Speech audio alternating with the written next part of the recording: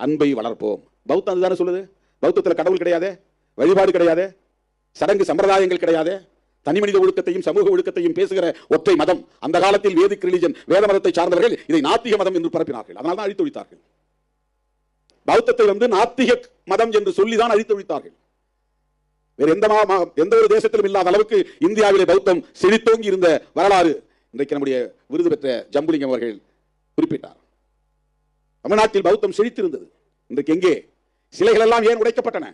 அம்பேத்கர் சிலைகளை உடைக்கிற அந்த செயல் இருக்கிறதே, அது புத்தர் சிலைகளை உடைத்த வரலாற்றின் எச்சம். அது புத்தர் சிலையை உடைத்த அந்த பண்பாட்டின் எச்சம். அது ஒரு பண்பாட்டு எச்சம். அம்பேத்கர் சிலையை உடைக்கிறான்னா புத்தர் சிலையை உடைச்ச வரலாறு. அவன் முன்னோர் புத்தர் சிலை உடைச்சான், அவன் வாரி சிலைக்கு அம்பேத்கர் சிலையை உடைக்கிறான். அதே சாதியவாதி நாளைக்கு திருமாவளவன் படத்தையும் எரிப்பான். ஏன்னா அது பண்பாட்டு எச்சம். அது தொடருது, அவனுடைய ஜீன்லேயே அது வருது.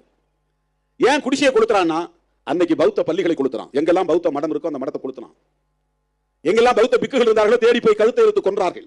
அந்த மதத்தை அடியோடு வேரோடு வேரடி மண்ணோடு வெட்டி சாய்ப்போம் என்பதை போல அந்த மதத்தை அழித்தொழித்தார்கள். அது நல்ல கருத்துக்களை பரப்பியது, நாத்திக கருத்துக்களை பரப்பியது என்று குற்றம் சாட்டினார்கள். நல்ல கருத்துக்களை பரப்பிய ஒரு இயக்கத்தை, பௌத்த இயக்கத்தை அழித்தொழித்தார்கள்.